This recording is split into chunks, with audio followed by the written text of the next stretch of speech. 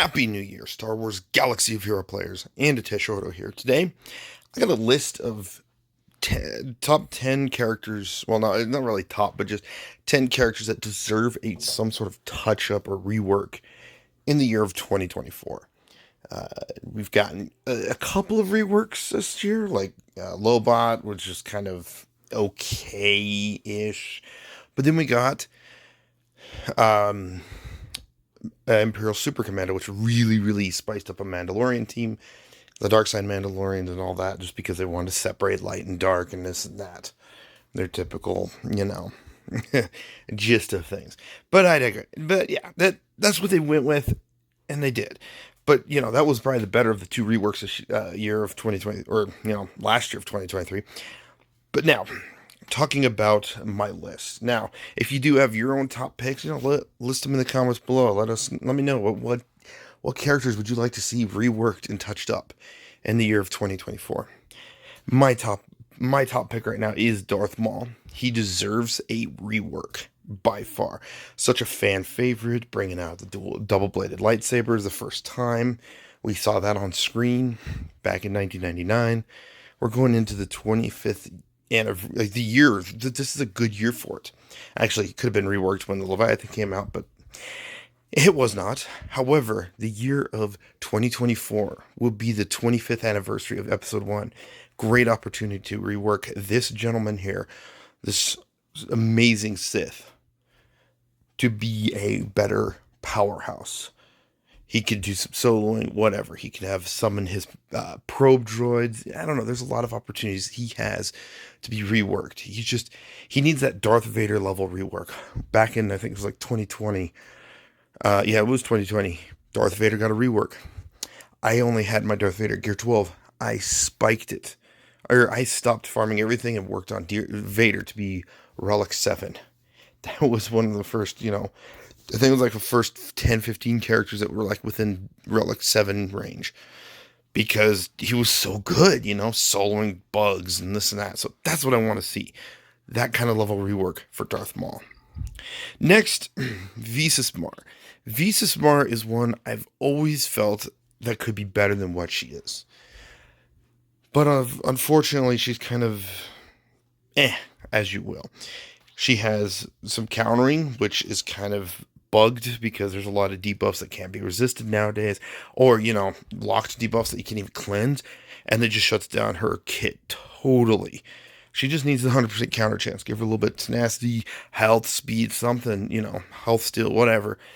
But the reason why I feel like Visas Mar could be better is down the road whenever they do bring out Meetra Surik, which I hope is a journey like the Revans, not a conquest character. And she could be an epic confrontation. Oh, I'm okay with that too.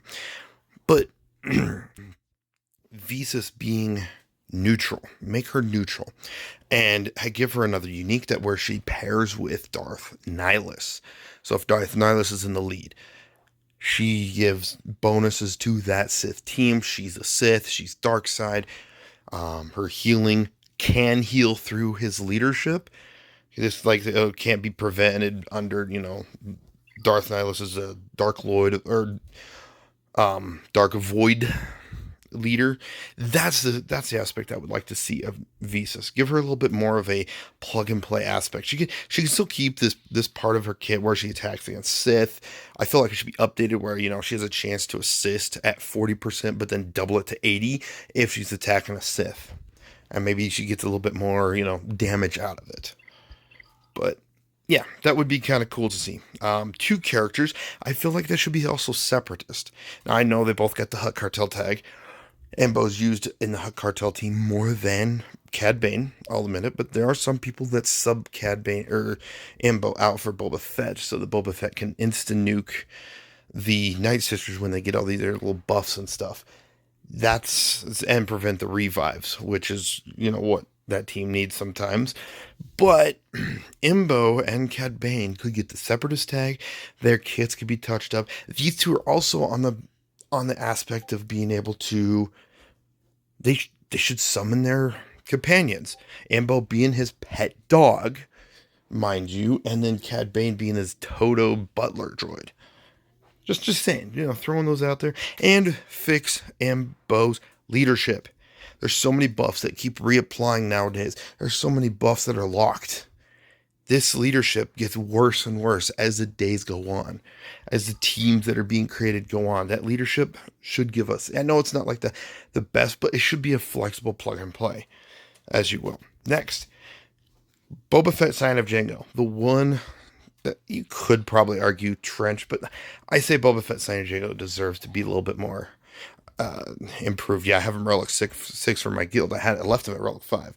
I do want to take him Relic 7 at some point, but until we see a proper rework for him, I'm probably just going to leave him at 6. Hate to say it, but like he's so focused on those TW. Like they made him crappy everywhere else and just okay in TW. I did a battle where I couldn't even beat a regular Jedi Revan team. Didn't have Jedi Master Luke. I think I had Yoda or whatever. I posted it, and oh man, it fell flat. It was like, really? A conquest character, and I had the Omicron active in the TW battle. It fell flat. Yes, I could argue to have the other TW Omicrons, but he needs a touch up, hardcore, to make him better. Darth Sidious, another one of those ones that has an Omicron that just, I don't know, his Omicron's garbage. I regret applying it. I wish this would be the one Omicron I would like to take off. I'd rather give it to Juhani, to be honest.